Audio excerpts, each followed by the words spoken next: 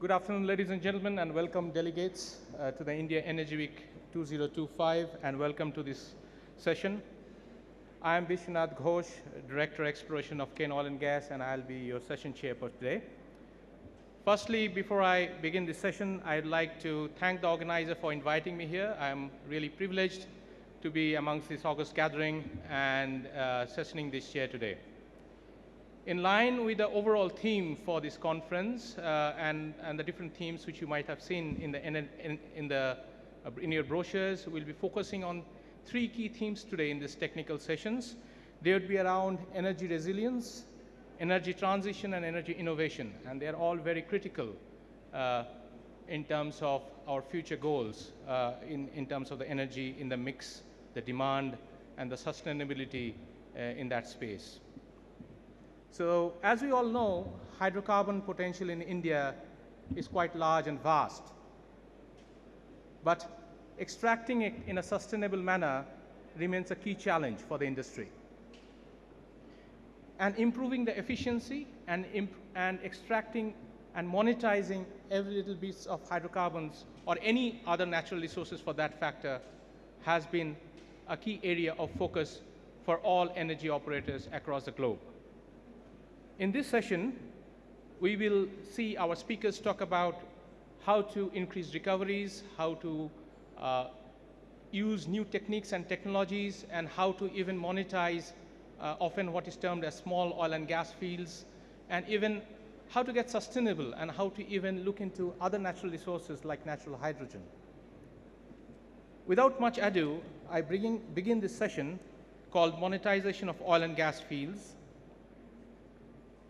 We've got 5 speakers with us here today, but the first speaker, I would like to invite Sakshi Sharma, who is working as officer in Indian Oil Corporation Limited. She's a geologist from Indian School of Mines and also a gold medalist, and she's going to present her approach on estimating maturity in unconventionals using machine learning techniques. So over to you, Sakshi. I think you all have 15 minutes, and try to cover your presentation in the 15 minutes. Yeah?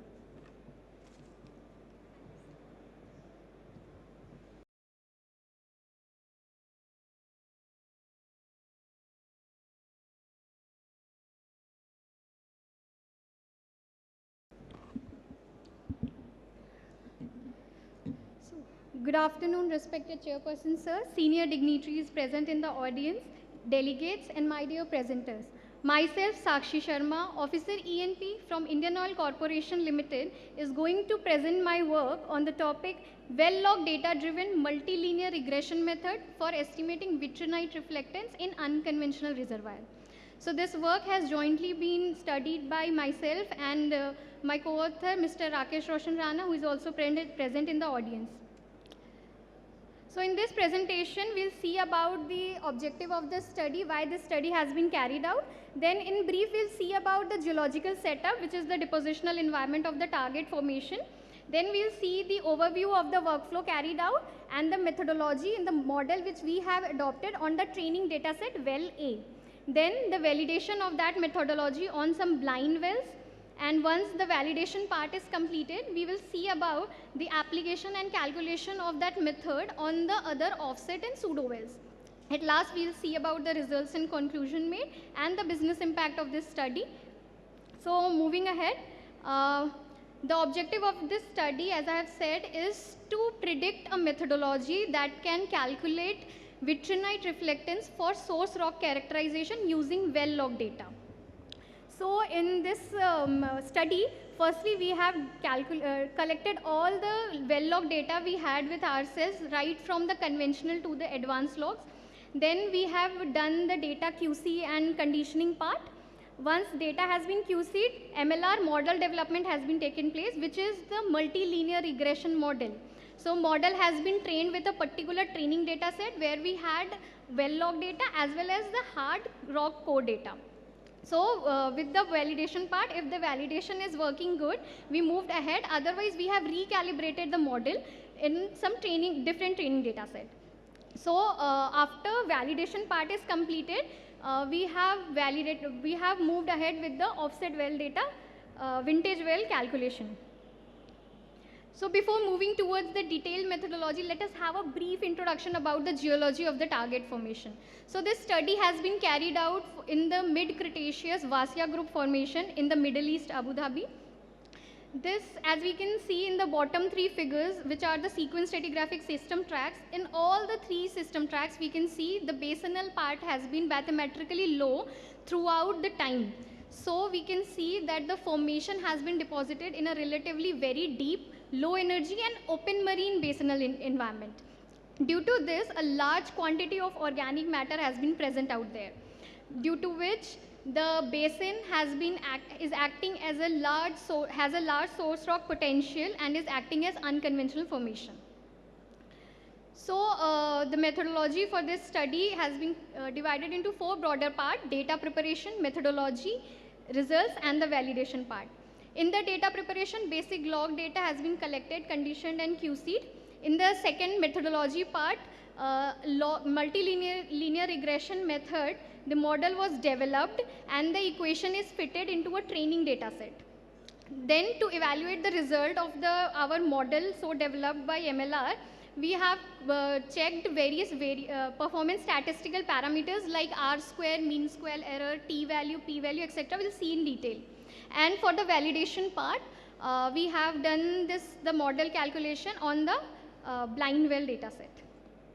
So for tested training well dataset well A, we had log data available right from GR, resistivity, density, neutron density, everything.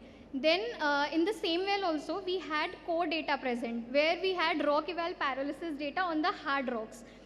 In that we had vitrinite reflectance, one of the very important thermal maturity parameter, then total organic carbon and Tmax. If we see these discrete dotted points, all these are the maturity parameters. And if we see the log layout part critically, the well log data are greatly affected by the thermal maturity intervals, especially if we see the middle section of zone 2, 4 and 6. The slight deviations in thermal mature regions are also reflected in the well log data, especially deep resistivity and density log.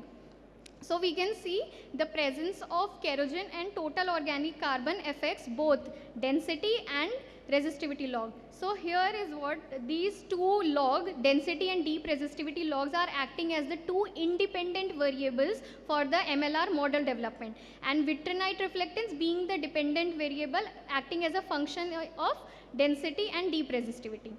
So this is the model so obtained. And since we had core data also in which vitrinite reflectance values were there, so that acted as a anchor point for correlation. This is the result, and if we see the regression statistics, the R square value is coming as 91%, which is quite a very good correlation. Even if we see the standard error value, it is 0.04. So 4% of error is acceptable for the model, very much acceptable.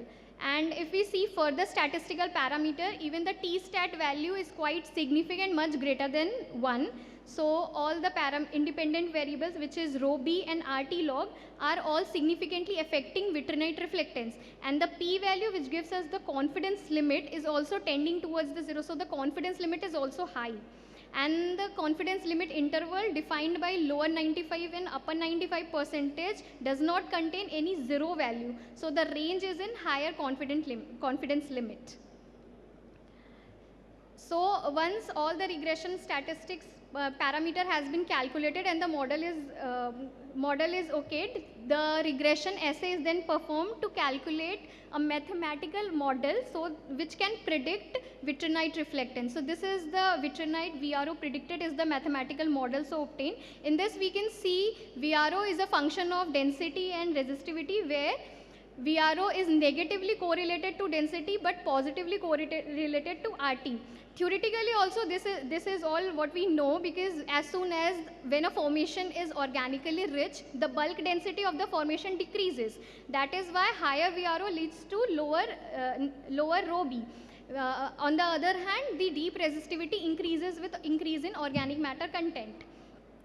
Then for the correlation part, we have used core-derived Jarvis equation, which is a function of VRO and Tmax. In the discrete data set, the blue and the green one, we can see the correlation is quite good. The match most of the data are in sync with each other, even they are overlying with each other. And in the left hand side figure, this is the log layout. In the log layout, we can see the correlation between vitrinite reflectance calculated from log and from the core are in good sync with each other. So now the method has been statistically and theoretically approved. For the source rock analysis part, the method has also needs to be approved by geochemical data. So in this case, what we have done, we have utilized the geochemical parameters obtained from rock eval like hydrogen index and production index, and we have cross-plotted some geochemical parameters with the help of VRO calculated by log data. So in the left-hand side figure, we can see the cross plot between HI, hydrogen index, and VRO. In this, we can see the kerogen type is ranging from type 1 to type 2 already established for the kerogen type already established for the targeted formation, and all the data points are lying in the oil window zone. So the maturity is also high, the expulsion has already taken place. In the second plot, which is PI versus VRO, this is also called as kerogen quality plot. In this, we can say most of the data points are lying in the oil zone, except a few which may be due to contamination or due to immature intervals present in between. So for the training data set well A, the model is very well correlated, 91% correlation is here, and we can see in the layout that the match between core derived and log derived VRO is working nice, is in sync with each other. So we have further utilized it and validated it with using blind wells. Blind wells are the wells where we had core data, but we had not utilized it directly in the model formation. So what we have used, we have directly used the mathematical model in the blind well, and then we have checked the correlation, and in this case it is coming out as 84%, which is also in a good correlation. And in the log layout also, we can see the correlation between log derived and core derived VRO, vitrinite reflectance, is in sync with each other. So because of the slide constraint, I could not display each and every blind well validation step. So for that, I have made a correlation between these 6 wells. For the sake of simplicity only, the sections has been flattened on the top zone 6. And in this, we can see first 3 wells. There we had core data as well as log data present with us. So we have applied the MLR model on the log data, and we have validated it with the core data. In all the 3 cases, we can see the correlation is working nice, and both the data is in sync with each other. While if we see the last 3 well data, there were no core data was present, data constraints were there. So for that, we have utilized that function to have resistivity log and density log. There we have predicted vitrinite reflectance in the zone where data constraints were there, and we have found that the trend and the values were in line with the basin level depositional environment. So the prediction made out of this method has been working nice, as in sync with the regional data. And one interesting thing here is we can see here the gamma ray log. The gamma ray log in each of these well, if we see, this is basically a carbonate formation, so it has to be flattened. The gamma ray value for carbonate formation is generally less than 10, but this greater spice going even up to 100 or greater than 100 is because of this uranium contrate which is deposited with the simultaneously with organic matter content. So this gamma ray is excellently acting as a marker for organic rich deposition for this target formation. So gamma is also helping as one of the parameter which is getting affected by total organic carbon and thermal maturity.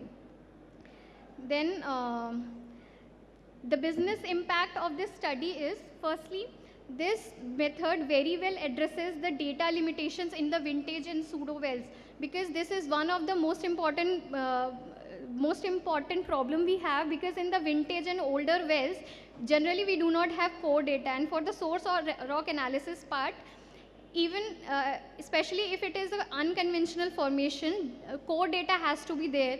So in case of data limitation, this method is going to give us an idea of how thermal maturity is acting with respect to the well-log data, and will help us to estimate the maturity source rock analysis part on a basinal level. So it will improve our understanding. Also, this method is very much helpful in petroleum system modeling and source rock analysis part. In source rock analysis, we must carry out this heat flow model, thermal maturity analysis. VRO is one of the thermal maturity parameter, so it helps us to analyze this vitrinite reflectance with respect to source rock data. Also, this method helps to optimize drilling operation. We all know core data acquisition is one of the very time consuming and cost intensive job. With the help of this study, new acquisition of core data in the new wells can be optimized, and this will save time as well as cost. So this is going to help in that case also for the newer wells. And at last, this method is very much essential in unconventional play assessment and exploitation program. And being from an oil and gas industry background, we all know in near future, unconventionals are going to play a major role in building oil and gas energy future. So for this case, this study has to play a greater role in coming future. So that's my submission, and thank you. Thank you everyone for patience listening. Thank you.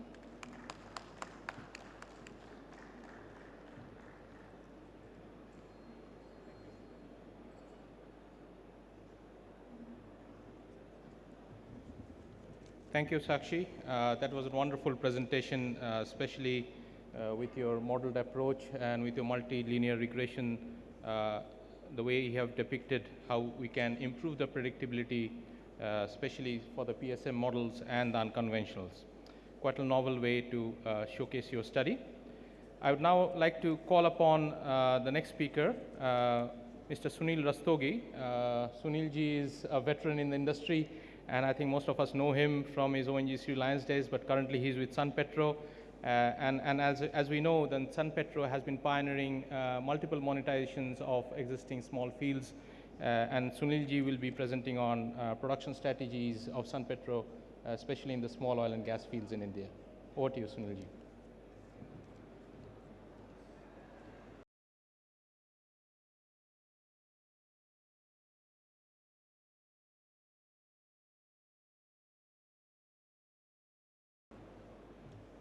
Vishwanath, thank you very much. Very good afternoon to all. I'm going to speak on development and production strategy for Sunpetro acquired small oil and gas fields.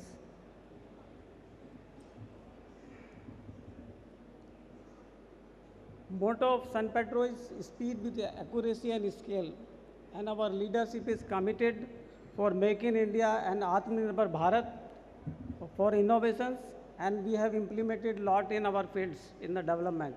And we have been awarded the, in 2023, Production Company of the Year in Oil and Gas by FIPI. We belong to Sun Pharma. Our owners are directors of Sun Pharma, and we started in oil and gas in 2014. This company diversified. And our objective of team was to, look for the assets which are either non-producing or at the verge of abandonment. So going forward, I'll discuss about that. And with that focus, we, by implementation of initiative, technology, and in-house development, we are, as on date, we are producing 10,000 barrels plus oil and about 1 lakh cubic meter of gas in the short span of 10 years. So we took, first acquisition was in 2016. We took Bawla and Madera from Interlink Petroleum. And afterwards we took Hazira in 2017, which was approved for abandonment. And after that we took the field from Reliance and BP in 2018. So I'm going to discuss about these fields. So vision for success was in-house development, our initiative and innovations in all our development, and it was because of visionary leadership of Mr. Padam Singh, who is our president and having 50 years experience. And in 2022, we got two big discovered small field, one in Gulf of Khambat and another is Gulf of Kutch. Both are offshore fields, and for which we are using some challenging, like lightweight offshore platform, hybrid offshore platform, then cylindrical jack-up bars. All these are, our innovations which are first time in the world maybe. So for journey of Bawla Madeira, it was discovered in, Bawla was discovered in 1970, Madeira was discovered in 1982 by ONGC and they were given to Interlink Petroleum in 1995. Bawla, they produce only gas up to 2000 to 2004. Afterwards, they have drilled 2 wells also and they spent about $20 million in drilling and workover, but could not produce any drop of oil. So after takeover, we scouted for the technology. We studied what they have done and we did something different, which was, and this oil is, Bawla Madeira oil is API gravity 12 to 13. Very high viscosity of 16,000 to 17,000 at 40 degrees centigrade, which is the worst oil being produced in India. So we spent only $1.6 million and we are producing from end of 2016 and last year we produced about 100 barrels per day from these fields and currently also we are producing 120 barrels from this. So reason for success was we used new technology from Ukraine by which we could bring the oil from wellbore reservoir to wellbore, and then we used the artificial lift pump to lift it, and then on surface also we took care of the flow assurance. And apart from that, Madeira is an unconsolidated reservoir. We did our own gravel pack, then backwash, then we use in the storage tank also our own design, the coils for keeping this oil flowing. And we use the deep penetration charges for bringing this oil from reservoir to wellbore. So these were some of the things. Going forwards for Hazira, it was at the verge of abandonment on 30th September 2017 when we took over. We took over as a challenge to continue petroleum operations. And so our challenge was how to make it economical, viable. So from the day one, we reduced the manpower, we reduced fuel consumption, we reduced power, we reduced water, we optimized everything, even including the vehicles. And apart from that, we have gone for the safe operations. We spent a lot in maintenance, in asset integrity, and now this asset is as good as new. It can work for another 10 years. And apart from that, we spent a lot of in workover by rigless, by rig, by slick line, chemical treatment, so all, even surfactant injections. So both the fields are currently producing, and as on date, they are profitable. And we are doing the water injection also. We are doing the gas injection also, bringing, even gas loaded wells. So we optimize all oil OPEX and CAPEX. And our major flagship field is, which we took from Reliance, it's a Bhaskar field near Khambat. And we are producing more than 10,000 barrels as on date from this field. So this field is 71.35 square kilometer area. And in 2019, we were ready with the EPS. And then we simultaneously started constructing our CPF, and that CPF facility was completed during COVID. And then challenge was, we were producing almost about 4,000 barrels, and we were asked by DGS to hand over this oil to ONGC Akhajoni. ONGC, we started with the truck, then we laid a 6-inch pipeline, but ONGC pipeline was leaking several times. So we were having shutdown for 3 months. Then we decided to lay our pipeline to IOC directly. So we laid a 10-inch pipeline from our facility to IOCL Bareja, where the Viramgam Koyali pipeline is going, and that 60-kilometer pipeline, 10 inch, we completed within 8 months. And I can speak with proud, this is record. Nobody can do.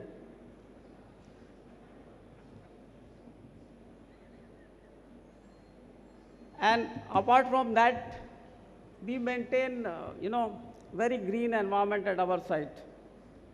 If somebody has seen or others who are willing to see, they can visit our site. It is having 1 megawatt solar plant. We are still expanding by another 500 megawatt. 1 megawatt and 500 kilowatt.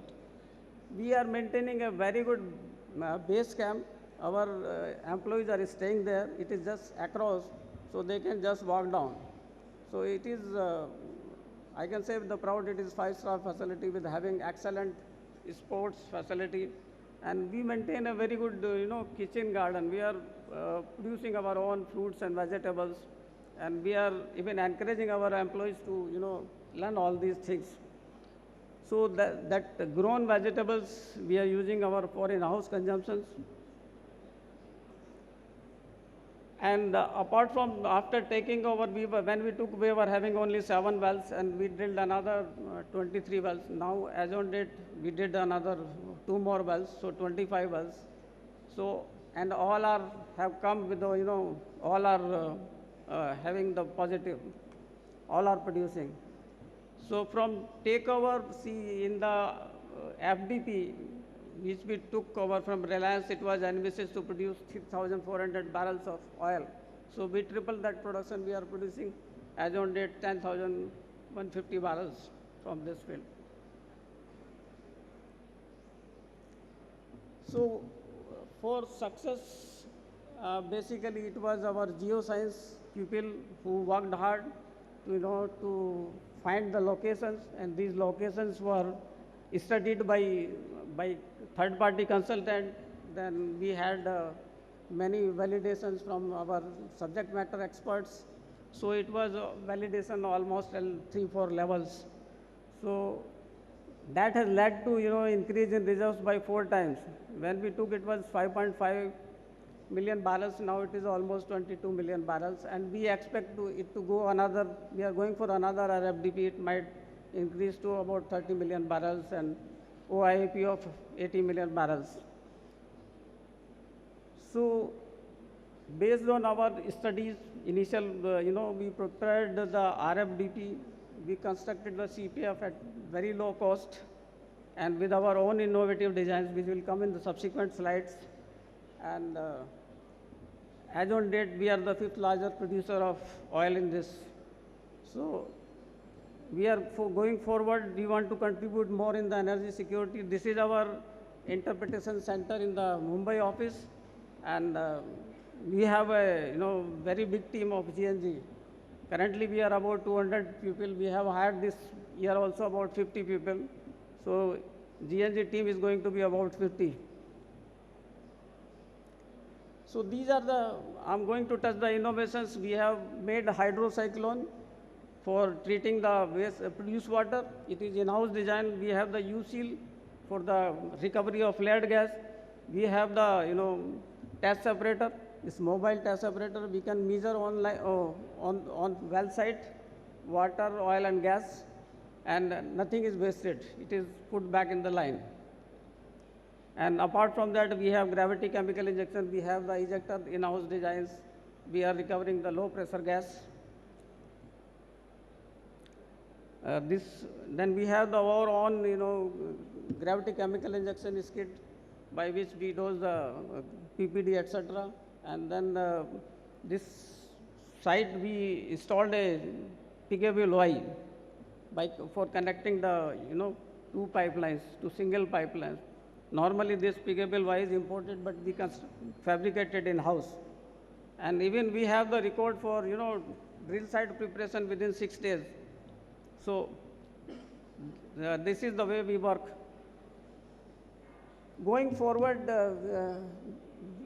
this shows the blocks what we have. We have about only 10 blocks. So 4 producing, 2 discovered a small field which are developing. We have the 4 exploratory blocks also. So this block in the Gulf of Khambat, which we call Gulf A, it is in water depth of 0 to 15 meters. Sometimes you have no water, sometimes you have water, and water current is very high, tide is very high. So it is having all the challenges, even including the sand shifting. So no conventional rig can work. So we have gone for some innovative approach to produce from this. This is a hybrid platform having concrete piles 20. It is a 77.5 into 60 meter steel deck. And we are going to take land rig on this by our own barge. This is the barge which is under fabrication, almost 90% complete. We are going to have complete shortly within a month. This is 45 meter diameter and 4.5 meter hull. It can have a draft of 0.75 meter, very low water. So with this, on this we are going to take land rig to the hybrid platform for development of Gulf of Khambat. Then we have our own, we fabricated our own this platform, smart platform, which is of 1300 tons, very lightweight, which we are going to take to Gulf of, Kutch, where we are going to produce the gas. We intend to produce about 2.5 million of gas by next year. So this is our innovations. Again, on the hybrid platform, because we have the tidal energy also, we have the wind energy also, we are developing our own prototype hybrid power generation system, 300 kilowatt. So on single shaft, we intend to produce power, wind as well as using tidal. So this is also under development. And we are going to integrate with the solar. So we are working with almost 7 IITs, and this shows our graph. So almost every year we are doing something to reach up to 10,000 barrels in last 10 years. Concluding, we intend to, with the current phase of development, shortly we will touch the 12,000 barrels. We have the 4 exploratory blocks. Any discovery in this, it can be game changer, and it can be good for our country. We banks on our talented young people, young as well as the senior staff for the development. We are very environmental friendly, and we follow the mantra speed with accuracy and scale. And with this approach, we think we are going to be we intend to be in the first 3 in India. Thank you.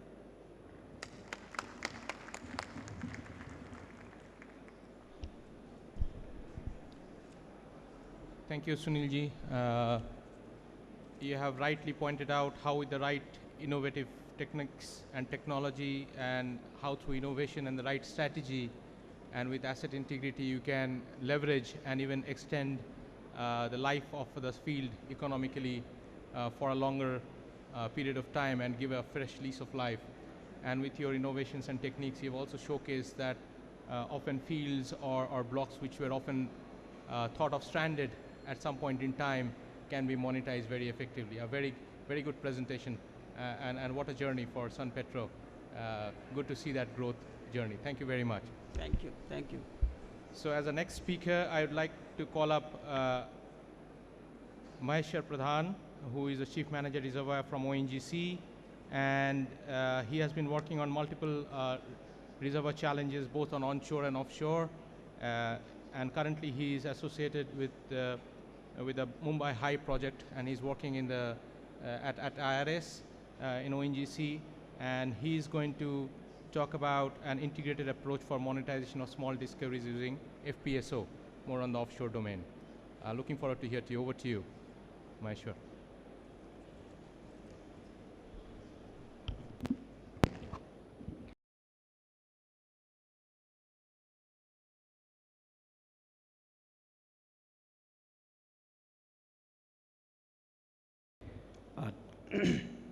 Thank you, Ghoshji. As the title indicates that and the agenda of this session, that how we will bring these barrels into surface by monetizing the small discovery which is located in very different challenges. So my topic is fast track monetization of offshore discoveries with some integrated approach with the intent that we don't fail. The challenge is all the GNG approach that with some limited inputs in offshore discoveries and how it is integrated with the available evacuation facility to make on productions within a short span of 4 years. That is the topic. These are the brief outline of my presentation with the brief introductions of small and discovery and the challenges. What are the integrated approach, particularly the GNG approach we have taken in this field, and a case study of Western offshore discoveries, analysis and the results, how it is resulted after applications in this field, and conclusions. So basically, marginal fields, these are the fields having very limited information in terms of their subsurface parts, in terms of pressure, drive mechanisms, and extension in terms of how the field is extended in terms of horizontally. And the challenge is, due to their low in place or low resources, the economics is not viable in terms of put a project into the systems. So these are the challenges in the marginal fields. Isolated accumulations, monetization as a standalone basis may not be economically viable. Geological uncertainty will be there and limited subsurface information. Then the approach for a marginal field development may looks very large, but in our case we have input all the effort so that the monetization process in the marginal field development will not fail.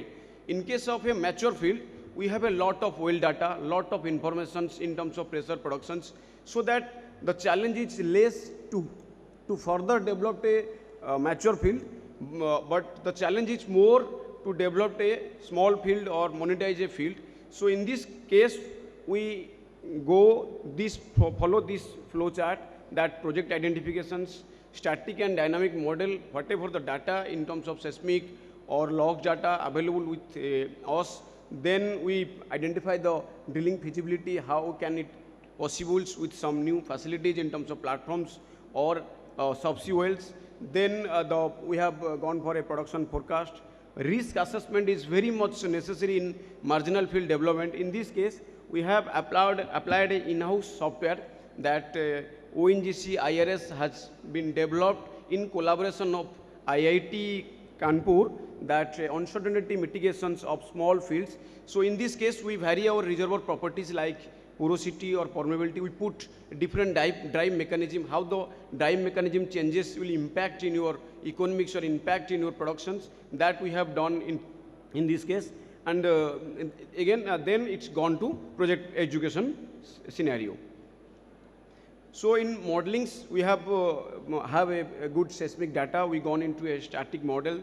Then we have a PVT data. We prepared rock fluid model, and then it is gone for forecasting, and forecasting then economics and project educations. This is the flow chart for our project.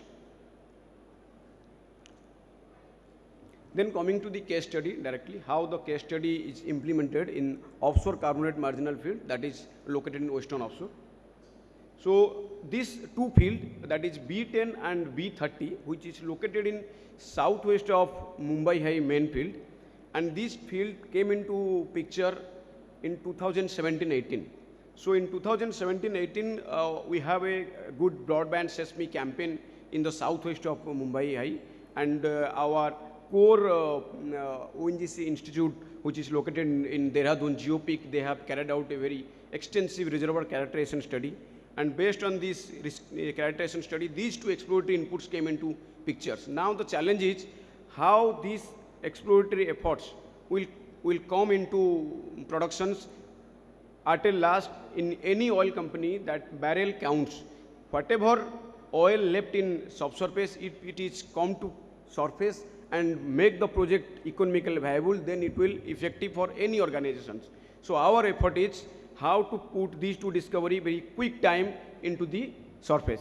So in this area, if you see the red circle is the exploratory inputs, and in here the main reservoir is Mukta and Panvel, multi-layer carbonate reservoir having a porosity in the range of 13 to 20%, permeability is 30 to 50%, good oil having a API of 37 to 40, and initial oil saturation around 40 to 50%.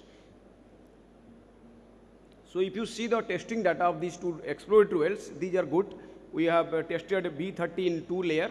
One is 1000 BOPD and another is 600 BOPD. And in B10 also the Mukta layer is tested around 1400 BOPD.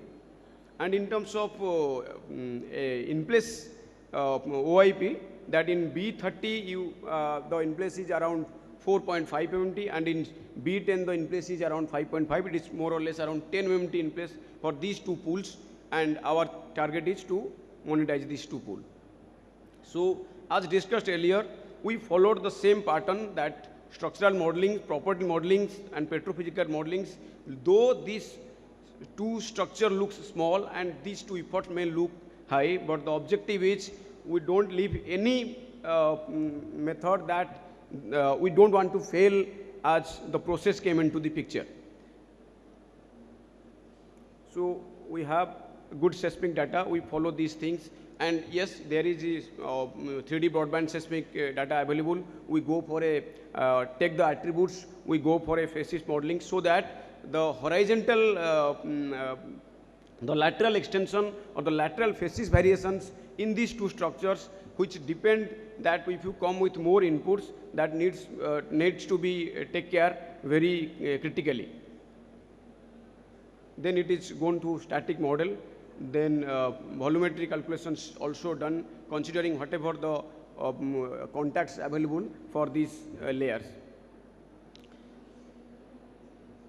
Then in simulations, we have gone to permeability modeling. Obviously, we have only two data. We consider the core data and build-up data of nearby structures. Having we have some data. These are the core data, which is not looks very easy to go for a phi-cap transform. So we have consider these build-up data and make these correlations, so that for Panvel and Mukta we can use this into our model for simulation purpose. So fluid model, we have a PVD data, lab data, which is verified through standard correlations. Then model initializations, consider the standard Eclipse software, considering the initial water as water is the initial water saturations. Then the relative permeability model, we go for a correlations. We don't have any scale data in these two field. This is the RELPOM data we have used in our model for Panvel. Then coming to the development strategy for B30 blocks, if you see, we have come with one platforms, 6 slot platforms, considering in future we will succeed and we will come with additional development. So initially we planned 3 inputs, 3 oil inputs, but the objective is we don't have a very much knowledge about the drive mechanism in these fields. So we try to develop the field considering 3 inputs of initially 3 years of oil productions and followed by 1 conversions, so that the facility in terms of injection in offshore domain will not come in later, so that the water injection line will come with the project which loaded forward economics in the day 1 of the project planning. So that we have planned injections in this area for after a production of 3 years. That is to avoid the further subsurface uncertainty in terms of drive mechanisms. So we planned the well as per our understanding, as per the model predictions in the good facies area and good HCPV area, so that we can tap the better oil. Similarly, in B10 area, we have also same concept, 3 inputs. 1 is near exploratory well, 2 is about 500 to 700 meter away from the exploratory well, targeting the best part of the reservoir. Here also we have 1 conversion after 4 years of productions. So how we integrate these things in terms of evacuation facility in offshore environment, considering the challenges. In the bottom black circle is the area from which we are producing, already producing, which is located around 7 to 8 kilometers away from B10 discovery, and another 5 to 7 kilometer away from B30 discovery.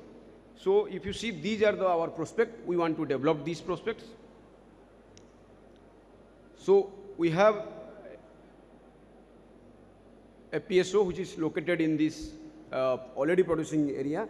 So we have planned so that this PSO will play a role for our evacuation facilities, so that in the cluster development approach we can monetize both the discovery jointly.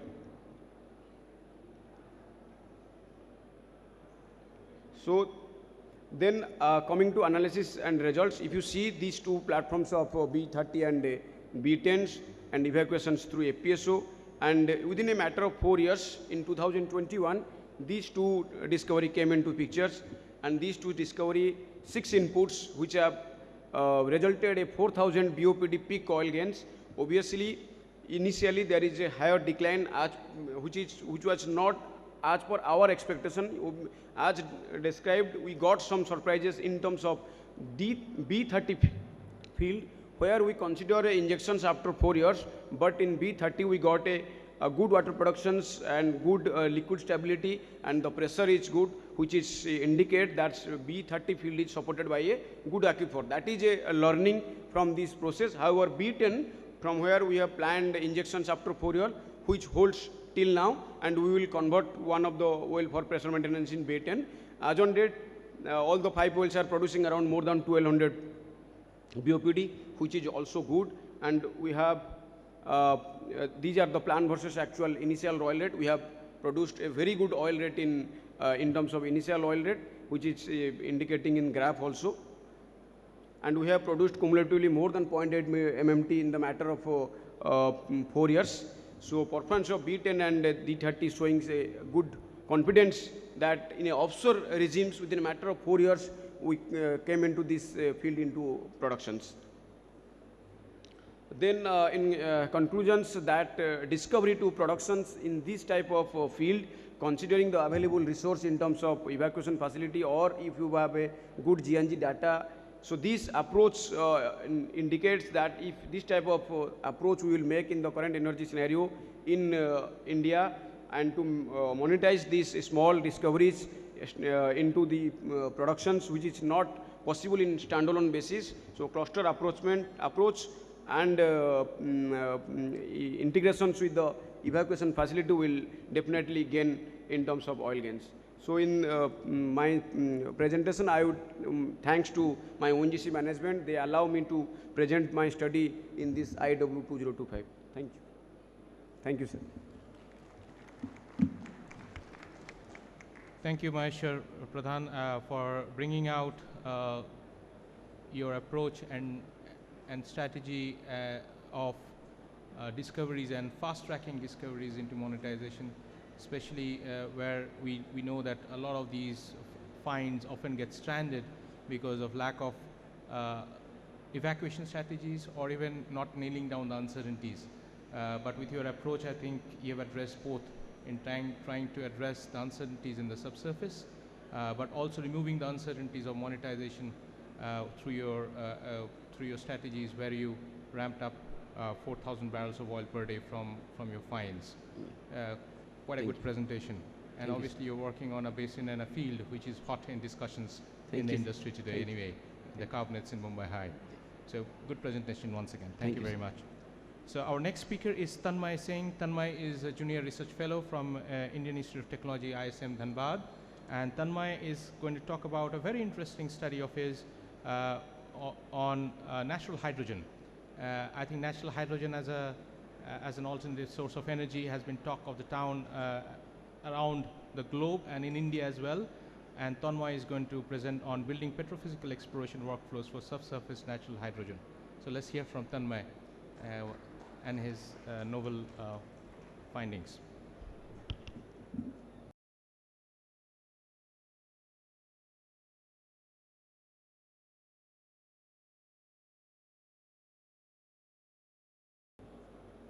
Thank you, sir, for the brief introduction. So, in today's presentation, I will briefly introduce you with natural hydrogen, its global scenario. Then I will introduce you with the study area petrophysical workflow which I have used, then results and key takeaways from this presentation. So according to International Energy Agency, the demand for global hydrogen, the global demand for hydrogen is expected to increase by 150 metric tons by 2030. The traditional use was in various industrial processes, and as the technology advances, the newer applications would be will be its use as fuel and fuel for power generation and transportation. So hydrogen that is being produced so far is energy intensive and expensive, and some of the processes often emit carbon dioxide as byproduct. So in order to meet the global hydrogen demand, there is need to explore natural hydrogen because it is produced via naturally occurring geological processes, and it has potential to act as a primary energy source unlike artificially generated hydrogen. So occurrences of global hydrogen have been found all across the globe. They have been seeping through the subsurface either through mid-oceanic ridges or on the continents, leaving behind subcircular depressions as superficial features. They have been also found as a gas associate in oil and gas exploration and during mining activities. So currently the only economically producing well is in Mali that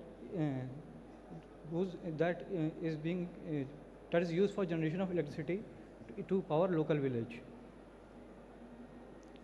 So now I will introduce you with natural hydrogen generation processes. So there are a number of processes. Some of the prominent ones are mantle degassing through mid-oceanic ridges, and serpentinization of iron-rich ultramafic rocks, redolysis of water, or redox reaction of iron-rich formations. So once generated, the gas migrates upward and diffuses into the atmosphere, either through hydrogen, either through deep faults or through surface, leaving behind fairy circles. So during its migration, if it encounters any impermeable layer like salt layer or very tight formations, it gets accumulated temporarily there. So we can take productions from those traps, or what we can do, we can characterize the source rocks itself which have potential to generate hydrogen and take productions directly from them, because the reactions that generate natural hydrogen, they are much faster compared to the hydrocarbon ones. So the goal of this study was to find correlation with natural hydrogen concentration with other borehole logs. So if any found, they can be used to explore the natural hydrogen potential in pre-existing borehole data, using the pre-existing borehole data in India. So for this purpose, we have used data from a well, Ramsey 2, which was drilled on the basis of historical oil producing well, Ramsey oil bore. So there we have encountered more than 90% of hydrogen in several zones within the subsurface. So the lithology is primarily made up of limestone, then dolomite and sandstone, which is overlying metamorphic sediment granite basement. So this is the workflow which I have used during my study. I started with quality control of borehole logs, then mineralogy analysis, formation evaluation, and then fracture identification. After that, I correlated various logs with hydrogen concentration log to find insights. So few of the important log data are spectral gamma ray, which gives radioactive constituent of the formation, bulk density, which gives the bulk density of formation and used to calculate total porosity. Then neutron porosity, which gives the porosity associated with fluid in the formation, and mud log, which gives the concentration of gas constituents in the subsurface. So these are the logs that are available for that well. in the first track we have caliper log, then we have gamma ray self potential log, resistivity log, neutron porosity and bulk density log, then we have compressional sonic log, and then we have spectral gamma ray, uranium and thorium concentration. So these logs are obtained from the conventional well logging, while the log hydrogen concentration in last track, it has been obtained from the continuous gas analysis in the formation. As you can see, there are high concentration of the gas in limestone upper Parara formation, which is primarily made of limestone, and upper part of Kulpara formation. So although broad lithology was available to us, so we tried to see what are the minerals present in it and how they are distributed. So for this purpose, we did a mineral identification plot, which is nothing but a cross plot between apparent matrix density and apparent versus apparent volumetric cross section. So inside it is a ternary plot which depicts the concentration of calcite, quartz and dolomite. So the Parara formation is primarily made of limestone, and the Kulpara formation, the upper part of is made of it is made of limestone, but the lower is made up of dolomite. So as you can see, the points in these formations have been shifted away from the calcite dolomite line of the ternary plot towards the high density. So this suggests the presence of some high density mineral in the formation. So from the XRD reports, it was found that siderite is one of the material there, while in the Kulpara, in the Vinulta formation, which is primarily made up of sandstone, the points are falling within the quartz line of the ternary plot. So then we did a formation evaluation study. We calculated bulk density porosity, then did a Pickett plot analysis to get resistivity of formation water and calculated total porosity. Then we used it to get water saturation. So as you can see that the porosity here is in the limestone for lithology, the porosity is very low. It is ranging from 0 to 4.5%. So the natural question arises that where are these hydrogen accumulations present in subsurface? So for this for that purpose, we looked at the caliper log. So as you can see, there are a lot of it is very rugged, and there are a lot of fractures present, indicating lot of fractures in the boreholes, and which was reflecting well in the borehole images too. So since that goal of this study was to so in order to identify those fractures, we need borehole images. So the goal of this study is to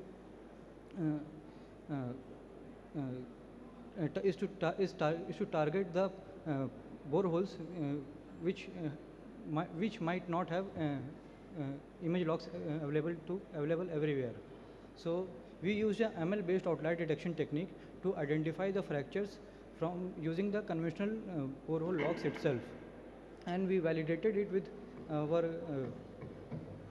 manually interpreted fractures in the in this borehole, and most of it are matching pretty well. We tried several algorithms, out of which density based clustering algorithm gave optimum results. So another observation was that the uranium concentration is is showing highs corresponding to the hydrogen rich zones. So in order to so in order to get more information, we normalized the uranium concentration log, and we observed that it is following it a trend with water saturation in Parara formation, where 4 hydrogen-rich zones were present. So this indicates that radiolysis is the possible source of the hydrogen generation in this formation, while in the Kulpara formation we do not find any such correlation with of uranium index with water saturation. So the only conclusion we can draw from here that the source for this hydrogen generation in this in this zone could be the redox reaction of iron-rich minerals.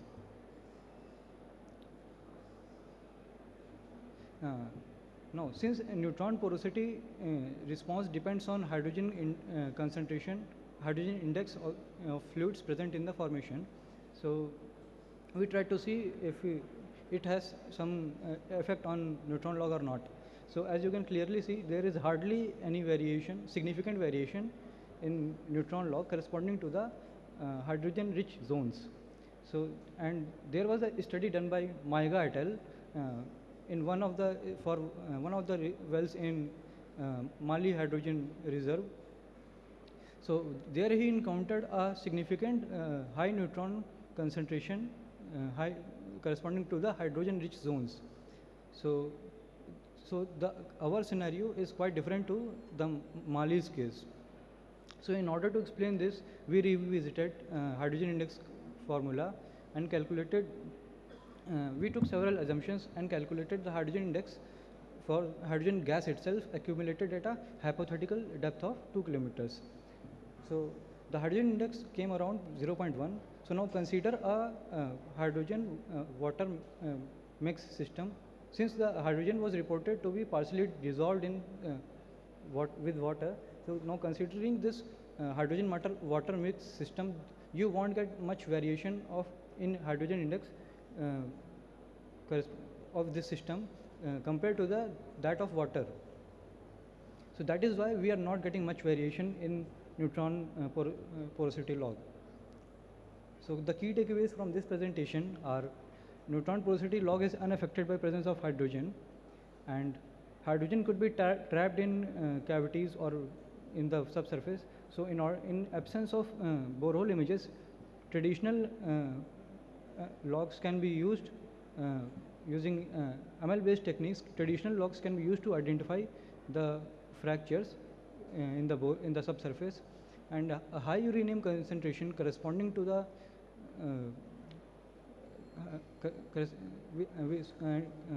higher uranium concentration following the similar trend with water saturation may indicate the radiolysis as the possible source of hydrogen generation. So this workflow can be used to explore the natural hydrogen potential in pre-existing boreholes in India for a fruitful discovery. These are the references which I have used during my study, and I would like to acknowledge Cold Hydrogen, SARIG, IIT-SM and Subsurface Resource Characterization Group for providing me with data and resources to complete this study. Thank you for your attention. Thank you, Tanmay. Thank you for showcasing your study of petrophysical evaluation and the workflows and how we can find out the key sources and sweet spots for natural hydrogen. Quite a novel study. I'm sure this will be used in the industry in times to come. Thank you very much. Our next speaker is Avinav Kumar. He's from ONGC. He's got over 20 years of experience, 21 years of experience, and he's been working on multiple fields for optimizations, especially around enhanced gas production, especially from liquid loaded wells in Tripura, and his studies also aim in boosting production both from new and mature fields. And Abhinav is going to take us through his paper presentation today on gas well deliquification strategy for mature gas wells in Tripura. And Tripura, as you know, is quite prolific in terms of the gas fields which are found there, and it will be very interesting to hear from you, Abhinav. Over to you.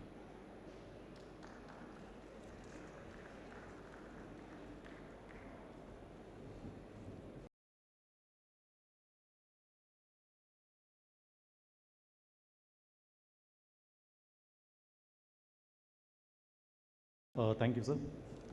I am Abhinav, DGM Production, presently posted in Ahmedabad asset. This study pertains to one of my last postings in Tripura, a study which was jointly done by the surface and subsurface team of Tripura. I have with me Sham out here from subsurface team. Arun is there from the surface team. Sort of a joint effort by everybody. Now, why this study was important? Because Tripura basically, all the wells in Tripura are gas producing wells, and about 80% of the power requirement in Tripura is met by the gas which is being produced by ONGC. Now, as the fields are maturing, we were experiencing liquid loading tendency in the wells, and we needed to identify which wells were having liquid loading tendency, what could be the corrective actions we can adopt in these wells, and how can we enhance the production. My presentation outline would be a brief about Tripura asset, the journey, ONGC journey in Tripura asset, liquid loading, what is liquid loading in gas wells and how it affects the production, well monitoring, how we identified whether my well is loading liquid or not, and deliquidation modes adopted to handle this scenario, and finally I'll conclude with my presentation.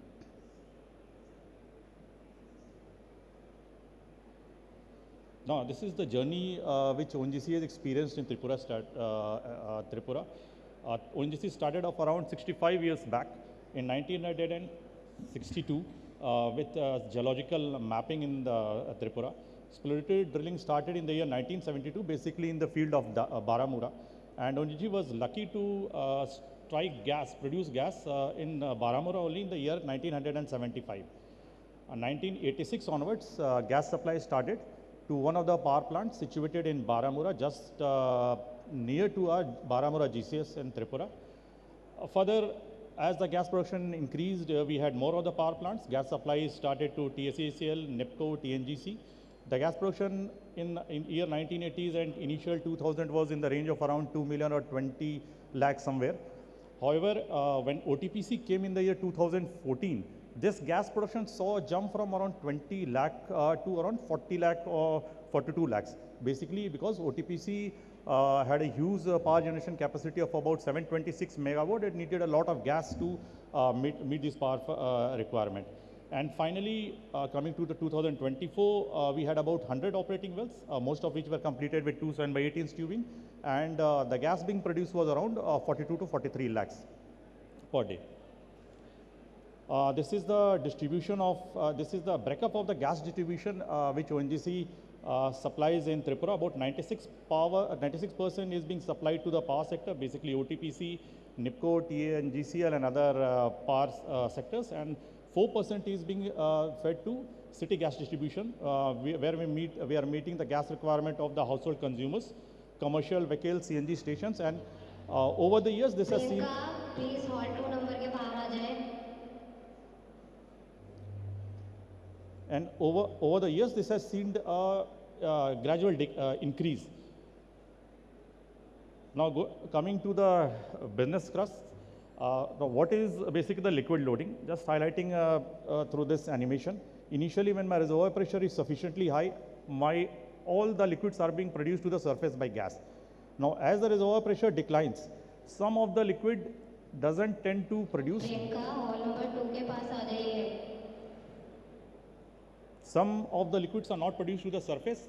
They tend to drop off, collect in the wellbore, and as the height of the accumulated liquid increases, it decreases or altogether stops the gas production from the reservoir. Now, this is the scenario which we needed to handle in Tripura. We needed to identify which wells were having this sort of tendency and what corrective actions subsequently we need to take. These are some of the wells, very few of the wells which we identified were having liquid loading tendency.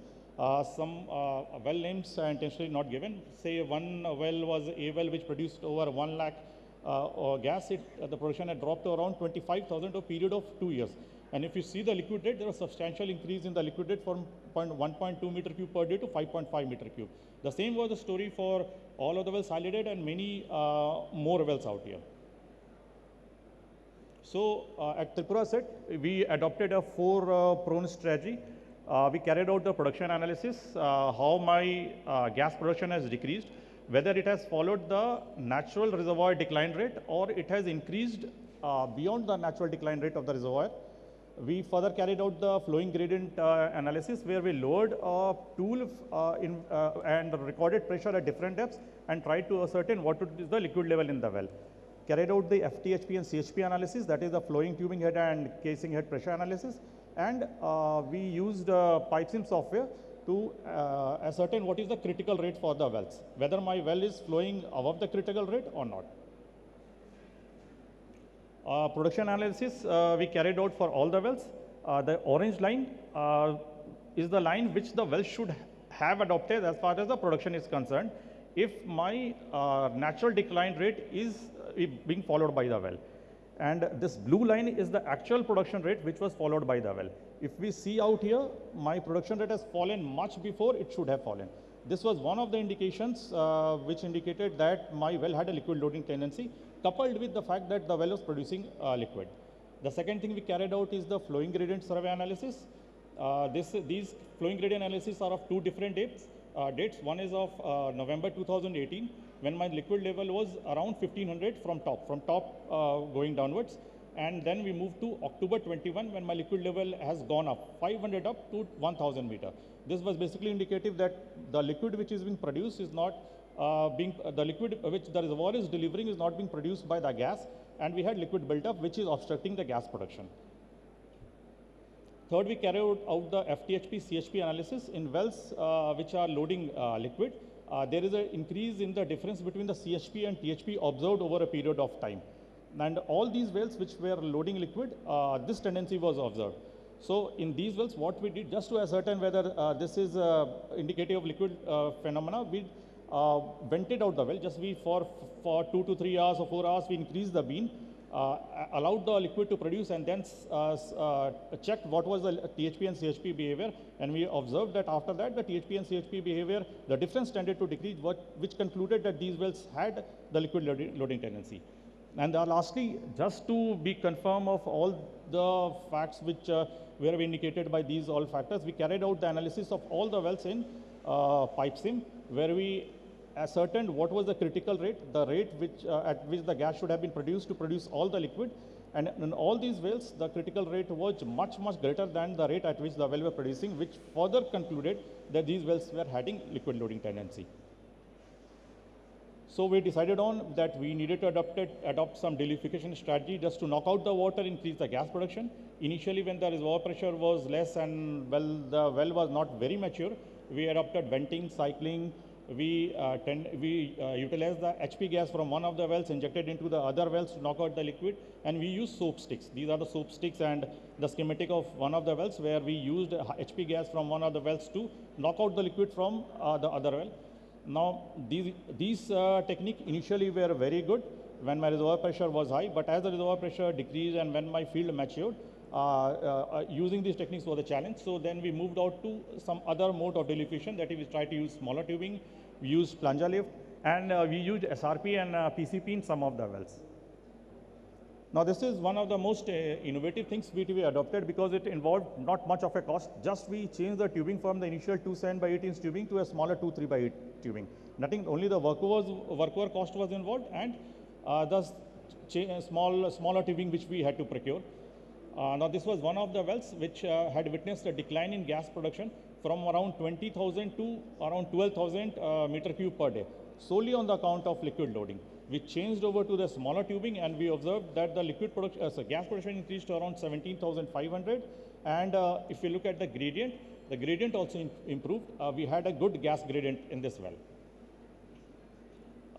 Continuing with this well, initially this well has a 2 7/18 tubing with a shoe at 2,280 meter, and perforation was around 23,000. So this well had a requirement of around 1 lakh gas in the space between the tubing perforation and the shoe to knock out the liquid, and above around 30,000. And as the well was producing less than 30,000, naturally this well had a liquid loading scenario. We changed over to 2 3/18 tubing with the tubing shoe load up to the perforation. We observed that gas rate was around 17,000, and well for about 1.5 years completely produced the liquid. Attention please, the exhibition will be closed in 15 minutes from now and will open tomorrow from 10 a.m. to 6 p.m. Thank you for visiting IEW 2025. See you tomorrow. We observed that this well flowed for about 1.5 years, completely free of liquid loading. However, now the well is again loading because the reservoir pressure has declined to such a level that even 2-3 by 18 tubing is not sufficient for this well, and we needed to look over to some artificial lift mode to knock out the liquid. Further, we have used sucker out pump in some of the wells where we placed the pump intake below the perforation. Now, liquid being heavier tended to fall in the space between the annulus and the tubing and entered the pump from the bottom, and gas being lighter tended to flow in the space between the casing and tubing up to the surface. We have completed in Tripura about 7 wells on SRP. I think as on date about 10 wells are there, and of these 6 wells have been revived. Of these 6 wells were actually dead and they were revived. And in one of the wells where the gas production has decreased due to liquid loading, the production increased substantially. Till date, till I switched over from Tripura to Ahmedabad, about 41 million of gas was successfully produced from these wells, in which a sucker rod pump was used for deliquification. Further, we have successfully implemented plunger lift. This was the first successful case study of use of plunger for gas or deliquification in onshore fields, where 25 wells were completed on plunger lift and resulted in a revival of around 65 million of gas. And lastly, we carried out an integrated production modeling where we used pipe sim and integrated all the wells in a model, and with an objective to see the effect of back pressure if we have at a high pressure wells, how it affected the production from low pressure wells. And then we see if we could separate, if there were 2 or 3 wells flowing through a common line, and if we tended to separate these flow lines, what could be the production enhancement. And we observed from our study, simulation studies, that many wells would have enhanced production if we tended to flow them from separate lines, and actually they will have a better liquid handling capacity. And some of these wells, in some of these, this has been implemented successfully, where we have found an increase in gas production and decreased liquid loading tendency. Concluding, we need to adopt effective deliquification technology to reduce liquid loading in gas wells. Regular monitoring is very essential. We need to monitor CHP and THP and see if there is an increase in the difference between CHP and THP over the time. One of the most important things is that we should concentrate on an integrated production modeling rather than going on an individual gas well modeling to correctly identify if we have a liquid loading tendency. We have routed successfully smaller tubing, sucker rod pump, and plunger lift, and these modes have given us more than about 150 million of gas gain. This Tripura study can be implemented in the fields of ONGC and other onshore assets. Thank you, sir.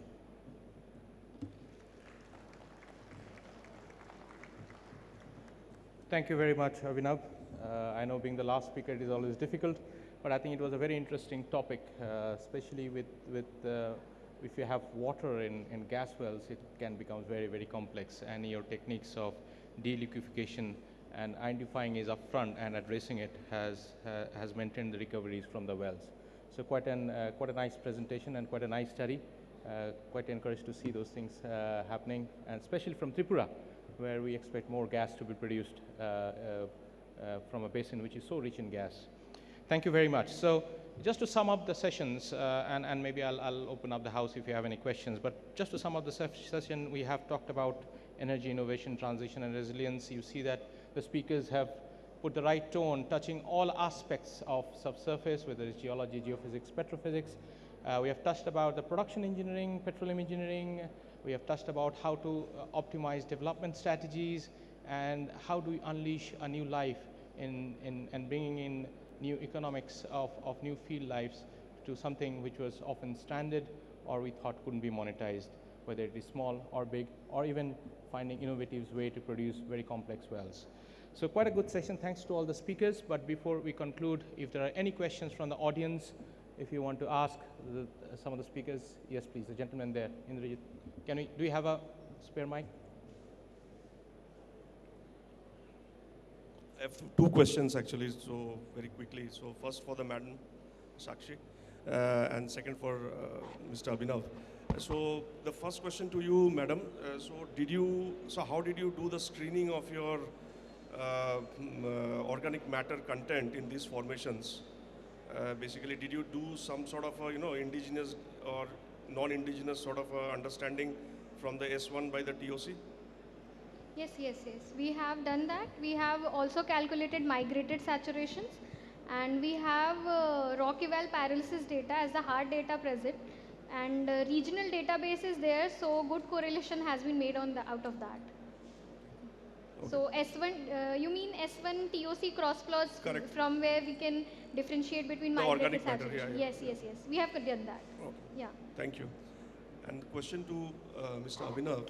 So that 1.5 years you produced without any liquid loading. So that 1.5 years, how was the drawdown? I mean, it was a consistent drawdown, or how was that? Yes, it was a consistent drawdown. No issue at all with the drawdown. We witnessed around a drawdown of around 10 to 15 kg in that well. And one of the wells which you're talking about, the wells we reduced the tubing. Yeah, consistent drawdown. I can take one more question, one or two more questions, yeah? Swami, can I get the mic here?